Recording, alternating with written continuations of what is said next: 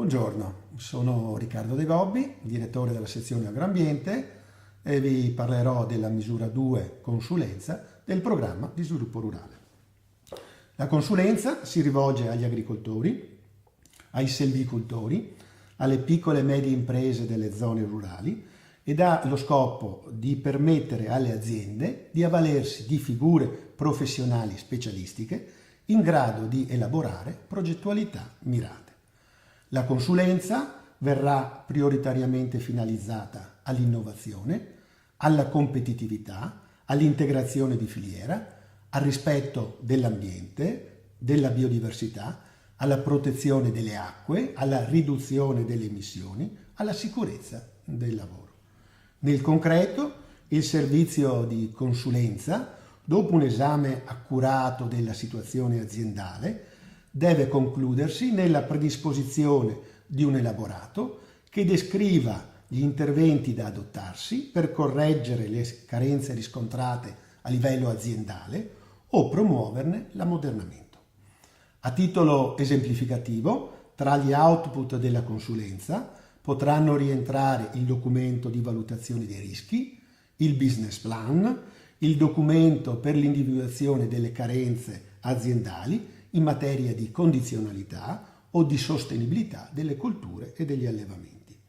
Potranno altresì essere finanziati anche i servizi di consulenza legati alla realizzazione di progetti integrati di filiera, i servizi di consulenza legati al primo insediamento dei giovani agricoltori, nonché i servizi di consulenza collegati a progetti di cooperazione, quali ad esempio i programmi integrati agroambientali.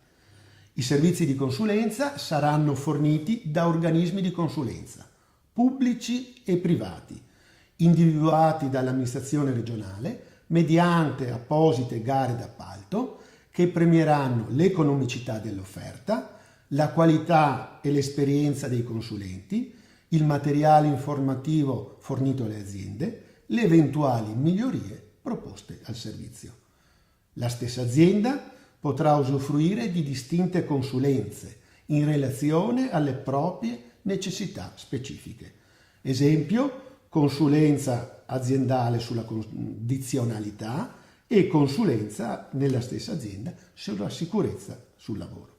In ogni caso, il limite finanziario di ciascuna consulenza è di 1.500 euro di contributo pubblico, a fronte della partecipazione alla spesa da parte dell'impresa pari al 20% del costo del servizio.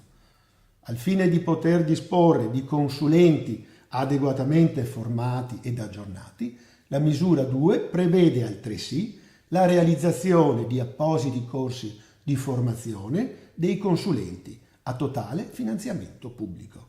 Questi corsi verranno realizzati dall'Agenzia Veneta per l'innovazione nel settore primario, oggi denominata Veneto Agricoltura. Per maggiori informazioni sulla misura si rinvia ai bandi che verranno pubblicati sul bollettino ufficiale della Regione del Veneto, al sito istituzionale della Regione del Veneto, nonché al portale piave.veneto.it.